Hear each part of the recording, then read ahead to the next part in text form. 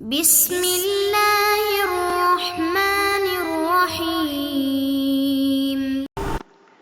بسم اللہ الرحمن الرحیم۔ الحمد للہ رب العالمین، والصلاة والسلام علی اشرف الانبیاء والمرسلین وعلی اہل بیتہ الطیبین الطاہرین المعصومین۔ عزیز طلبہ، السلام علیکم ورحمۃ اللہ وبرکاتہ۔ امید ہے کہ آپ سب خیریت سے ہوں گے۔ شرح الامہ اول کے درس نمبر 12 میں طہارت کی تعریف کا تنقیدی جائزہ پیش کیا جائے گا۔ اس درس کے مطالب کا خلاصہ یہ ہے کہ طہارت کی جو تعریف شہید اول نے بیان کی تھی، اس کے جامع اور مانع ہونے کا جائزہ لینا چاہتے ہیں شہید ثانی۔ چونکہ علم منطق میں تعریف کی شرائط میں بیان ہوا ہے کہ تعریف جامع افراد ہونی چاہیے اور مانع اغیار ہونی چاہیے، تو اب ہم دیکھیں گے کہ یہ جو شہید اول نے فرمایا الطہارۃ استعمال طہور مشروط بالنیہ، آیا یہ اپنے تمام افراد کو شامل ہے اور جو غیر ہیں ان کو خارج کرنے والی ہے یا نہیں ہے۔ تعریف کے مانع اغیار نہ ہونے کا جو اعتراض ہے اس کی تفصیل بیان ہوگی، اور مانع اغیار نہ ہونے کے موارد کو بھی تفصیل سے ذکر کیا جائے گا، اور اس کے آخر میں شہید اول کی تعریف کا دوسرے فقہا کی تعریفوں کی نسبت بہتر ہونے کو بھی شہید ثانی ذکر کریں گے، اور پانی اور مٹی کے مطہر ہونے کی شرعی دلیل کو بھی بیان کیا جائے گا۔ سب سے پہلے عبارت کو دیکھتے ہیں۔ شہید ثانی فرماتے ہیں وَحِينَئِذٍ فَفِيهِ اخْتِيَارُ أَنَّ الْمُرَادَ مِنْهَا مَا هُوَ أَعَمُّ مِنَ الْمُبِيحِ لِلصَّلَاةِ وَهُوَ خِلَافُ اصطلاح الْأَكْثَرِينَ وَمِنْهُمُ الْمُصَنِّفُ فِي غَيْرِ هَذَا الْكِتَابِ۔ وَحِينَئِذٍ سے مراد یہ ہے کہ جب طہور سے مطلق ماء اور ارض، خواہ اس پانی اور زمین کا استعمال مبیح للصلاۃ ہو یا نہ ہو، اگر شہید اول کی عبارت میں استعمال و طہور میں طہور سے مطلق پانی اور مٹی مراد لیا جائے کہ چاہے وہ مبیح للصلاۃ ہو یا نہ ہو، جیسا کہ ظاہری طور پر شہید اول کے کلام سے یہی سمجھا جاتا تھا کہ ان کی مراد مطلق پانی اور مٹی مراد ہے، تو اسی وجہ سے شہید ثانی نے فرمایا تھا کہ ان کی عبارت میں 3 قسم کی جو طہارتیں ہیں وہ شامل ہو جاتی ہیں۔ وضو، غسل اور تیمم، چاہے واجب ہوں وہ بھی اس کے ضمن میں ہوتے ہیں، چاہے مستحب ہوں وہ بھی اس کے ضمن میں ہوتے ہیں، چاہے مبیح للصلاۃ ہوں، یعنی جب ہم وضو، غسل یا تیمم کر لیں تو ان کے ساتھ نماز میں داخل ہونا مباح اور جائز ہو جاتا ہو، یا غیر مبیح ہوں، یعنی شکلاً و صورتاً تو وہ وضو یا تیمم یا غسل ہیں لیکن ان کے ساتھ نماز میں داخل ہونا صحیح نہیں ہوتا۔ تو جب مطلق پانی اور مٹی مراد ہو تو شہید ثانی فرماتے ہیں اس میں اشکال یہ ہے کہ اس سے اختیار کیا جا رہا ہے شہید اول کے کلام میں کہ مراد طہارت سے وہ ہے جو مبیح للصلاۃ سے وسیع دائرہ میں ہوتی ہے، عام تر ہوتی ہے، شامل تر ہوتی ہے، یعنی اس طہارت میں فقط وہ وضو، غسل یا تیمم شامل نہیں ہیں کہ جو مبیح للصلاۃ ہوتے ہیں، بلکہ وہ بھی شامل ہیں کہ جو نماز کے لیے مبیح نہیں ہوتے، اس کو انجام دینے کے بعد بھی نماز میں داخل نہیں ہو سکتا، جیسا کہ وضو کرتی ہے ایام ماہواری میں حیض والی عورت، تو اس کے ذریعے وہ نماز میں داخل نہیں ہو سکتی بلکہ وہ پانی کا استعمال کرتی ہے اور اس کے ساتھ ذکر پاک کے لیے مصلی پر بیٹھنا چاہتی ہے۔ تو اگر شہید اول کے کلام میں طہارت سے مراد مبیح للصلاۃ ہونے والی طہارتوں سے وسیع دائرہ والی مراد ہو، وَهُوَ خِلَافُ اصطلاح الْأَكْثَرِينَ، تو اعتراض یہ ہوگا کہ یہ اکثر فقہا کی جو اصطلاح ہے اس کے خلاف ہے، چونکہ جو مشہور فقہائے شیعہ ہیں جب وہ طہارت کی تعریف کرتے ہیں تو اس میں ان وضو، غسل اور تیمم کو مراد لیتے ہیں جس کے ذریعے نماز میں داخل ہونا مباح ہو جاتا ہے۔ تو شیخ طوسی کی کتاب نہایہ میں اسی طرح کا کنسیپٹ دیا گیا ہے۔ محقق حلی کی شرائع الاسلام میں یہی تعریف بیان کی گئی ہے کہ وہ وضو، غسل اور تیمم طہارت ہیں جو مبیح للصلاۃ ہوتے ہیں، جن کے ذریعے نماز میں داخل ہونا جائز ہوتا ہے۔ اور علامہ حلی کی تذکرۃ الفقہاء جو مشہور کتاب ہے، اس میں بھی انہوں نے وضو، غسل اور تیمم کے جو مبیح للصلاۃ ہوں ان کو طہارت کی تعریف میں شامل کیا ہے۔ تو اگر شہید اول کے کلام میں وضو، غسل اور تیمم جو مبیح للصلاۃ نہ ہوں وہ بھی اس کی طہارت کے تعریف میں شامل ہوں تو پھر یہ اکثر فقہا کی اصطلاح کے خلاف ہے۔ وَمِنْهُمُ الْمُصَنِّفُ فِي غَيْرِ هَذَا الْكِتَابِ، خود مصنف بھی دوسرے کئی فقہا کی طرح لمعہ کے علاوہ جو ان کی اپنی دوسری کتابیں ہیں ان میں بھی طہارت سے مراد وہ وضو، غسل اور تیمم لیتے ہیں جو مبیح للصلاۃ ہوتے ہیں۔ شہید اول کی کتاب دروس شرعیہ ہے، بیان ہے، ذکر شیعہ ہے اور الفیہ ہے، ان میں انہوں نے طہارت سے مراد خاص جو ہے نا جی طہارت لی ہے جو مبیح للصلاۃ ہوتی ہے۔ تو پھر شہید اول نے یہ جو تعریف کی ہے استعمال و طہورن، اس میں مطلق طہور کو مراد نہیں لیا جا سکتا۔ اگر ان کی مراد مطلق طہور نہیں ہے تو پھر ان کو ایک قید بیان کرنی چاہیے تھی تاکہ ان کی مراد وہ طہارت ہو سکتی جو مبیح للصلاۃ ہوتی ہے۔ او ينتقض في طرده بالغسل المندوب والوضوء غیر الرافع منه والتیمم بدلا منهما ان قیل به، فرماتے ہیں کہ اگر ان کی تعریف میں استعمال طہور سے مراد طہور مطلق نہ ہو جو مبیح للصلاۃ ہوتا ہے یا نہیں ہوتا، بلکہ وہ ہو کہ جو مبیح للصلاۃ ہوتا ہے، تو بھی ان کی تعریف مانع اغیار ہونے میں، طرد کا مطلب ہوتا ہے مانع اغیار ہونا، مانع اغیار ہونے میں منتقض ہو جاتی ہے، ٹوٹ جاتی ہے۔ کس مثال کے ذریعے؟ بالغسل المندوب، مستحب جو غسل کیا جاتا ہے تو یہ اگرچہ کیا ہوتا ہے مکمل غسل ہوتا ہے لیکن یہ مبیح للصلاۃ نہیں ہوتا، اس کے ساتھ وضو کرنا پڑتا ہے۔ والوضوء غیر الرافع منہ، اسی طرح وضو جو رفع حدث نہیں کرتا تو پھر اس میں بھی استعمال و طہور ہوتا ہے لیکن وہ بھی کیا ہوتا ہے رافع حدث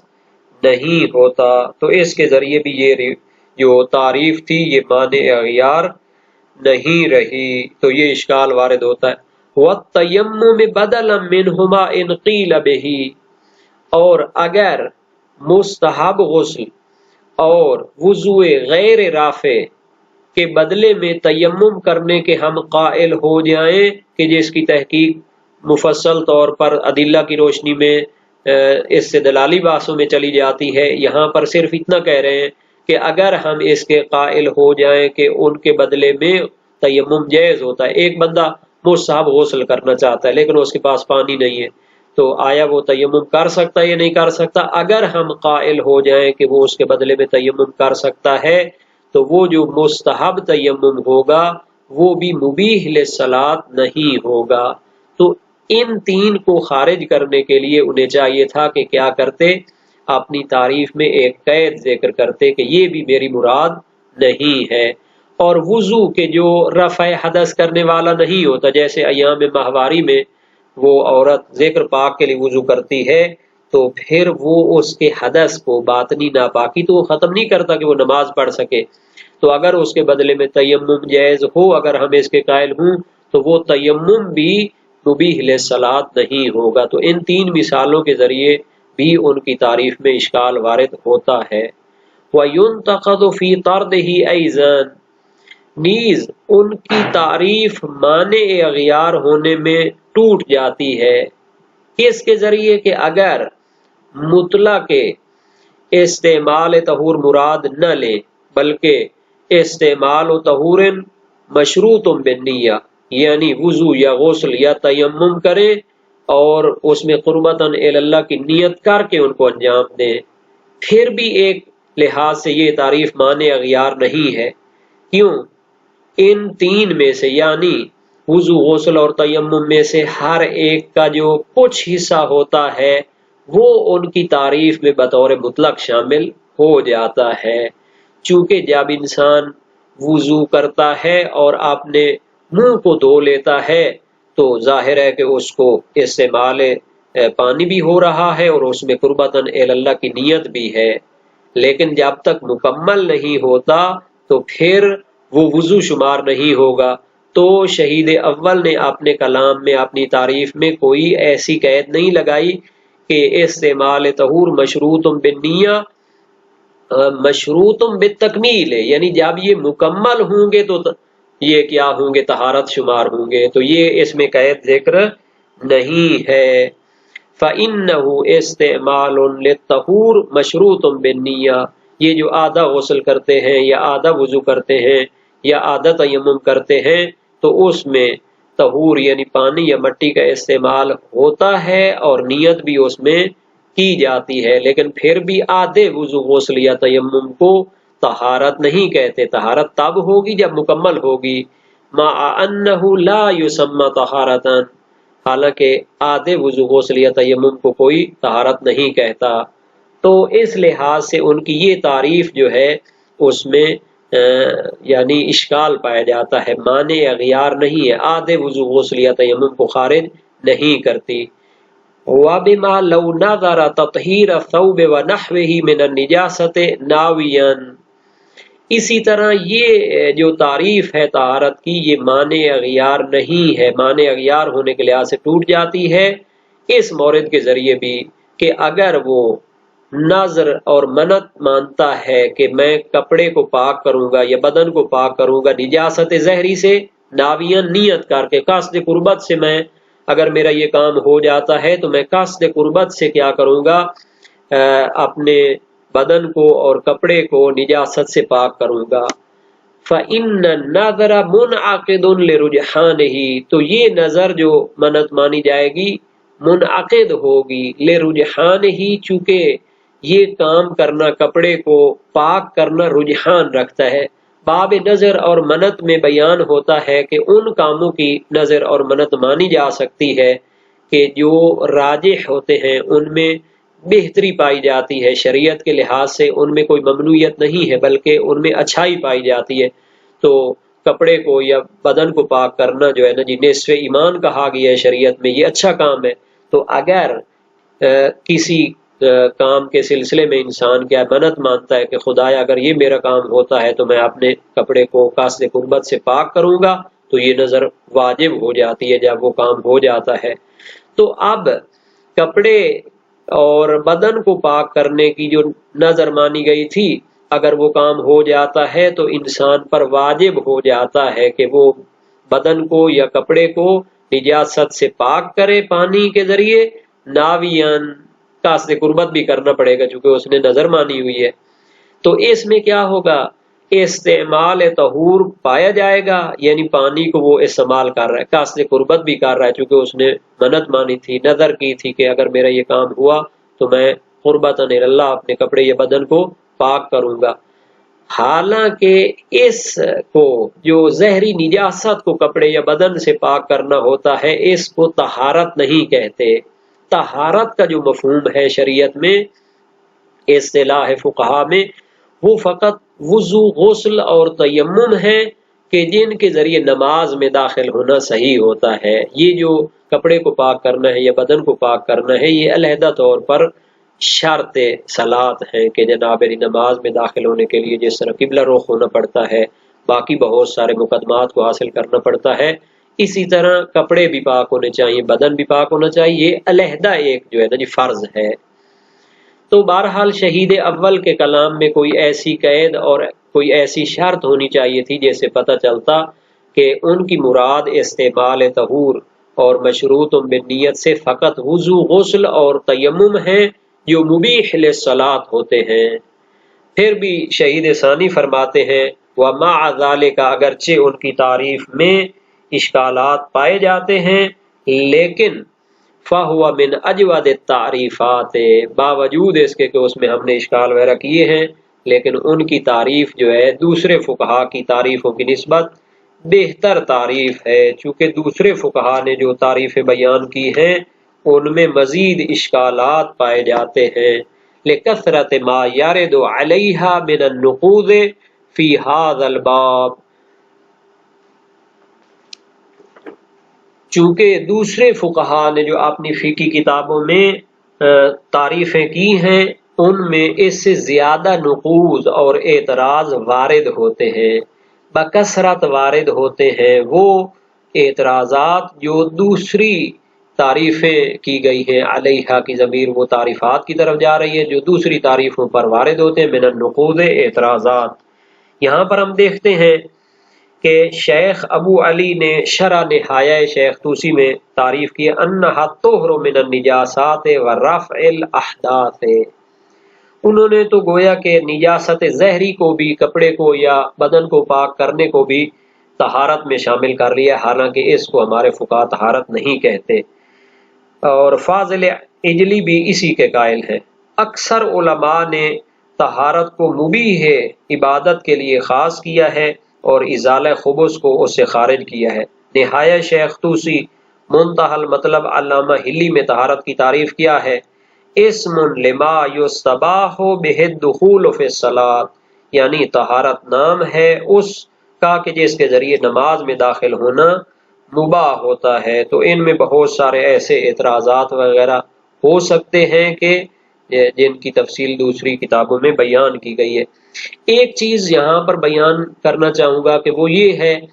کہ پرانے دور میں تعریفوں پر بہت سارے اعتراضات اور ان کی تحقیق کرنا جو ہے نا جی ایک فن تھا، لیکن اب اس کو اتنی زیادہ اہمیت نہیں دی جاتی، چونکہ یہ تعریفیں جو علماء نے کی ہیں تقریب ذہنی کے لیے ہیں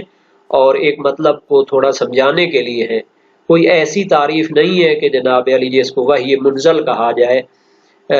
علامہ صاحب کفایہ جو آخوند خراسانی ہیں اور ان کے بعد والے علماء، وہ تعریفوں کی بجائے خود جو ہے شرعی جو احکام ہوتے ہیں ان کی دلیلوں پر زیادہ فوکس کرتے ہیں۔ بہرحال شہید اول کے کلام میں کہا گیا تھا کہ استعمال طہور مشروط بالنیہ یہ طہارت ہوتی ہے، تو ان کی مراد طہور سے کیا تھی؟ والطہور بفتح الطاء هو الماء والتراب، شہید اول کی مراد طہور سے طہور پڑھنا ہے، طہور نہیں پڑھنا، تو یہ پانی اور مٹی ہے۔ قال اللہ تعالی، اللہ تعالی نے فرمایا ہے، وَأَنزَلْنَا مِنَ السَّمَاءِ مَاءً طَهُورًا، ہم نے آسمان سے پاک کنندہ پانی نازل کیا ہے۔ وَهُوَ دَلِيلُ طَهُورِيَةِ الْمَاءِ، یہ جو آیت قرآنی ہے یہ دلیل ہے کہ پانی کو اللہ تعالیٰ نے مطہر قرار دیا ہے، تو یہ دلیل ہے کہ پانی مطہر ہوتا ہے۔ وَالْمُرَادُ بِالسَّمَاءِ هُنَا جِهَةُ الْعُلُوِّ، شہید ثانی فرماتے ہیں کہ آسمان سے مراد یہاں پر بلندی کی جہت ہے، چونکہ بادل تو آسمانوں پہ نہیں ہوتے بلکہ آسمان کی طرف ہوتے ہیں، تھوڑا اوپر ہوتے ہیں، یہ نہیں ہوتے کہ وہ بہت جناب علی اوپر ہوں، یہ جو بادل ہوتے بلکہ اوپر والی جہت میں ہوتے ہیں۔ وقال النبی صلی اللہ علیہ وآلہ جعلت لی الارض مسجدا وطہورا، نبی اکرم صلی اللہ علیہ وآلہ وسلم کا فرمان ہے کہ زمین کو میرے لیے جائے سجدہ اور پاک کنندہ قرار دیا گیا ہے، یعنی زمین پر سجدہ کرنا یہ جو ہے نا جی فضیلت رکھتا ہے، اور مٹی اور اس زمین کے ذریعے تیمم بھی کیا جا سکتا ہے۔ وَهُوَ دَلِيلُ طَهُورِيَةِ التُّرَابِ، یہ مٹی کے پاک کنندہ ہونے کی دلیل ہے۔ وَكَانَ الْأَوْلَى إِبْدَالُهُ بِلَفْظِ الْأَرْضِ كَمَا يَقْتَضِيهِ الْخَبَرُ، جیسا کہ نبی اکرم کی اس روایت میں ہے، بہتر تھا کہ وہ مٹی کی بجائے الارض کا لفظ استعمال کرتے، بہتر تھا کہ وہ بدل دیتے اس لفظ سے مٹی کو، تراب کو،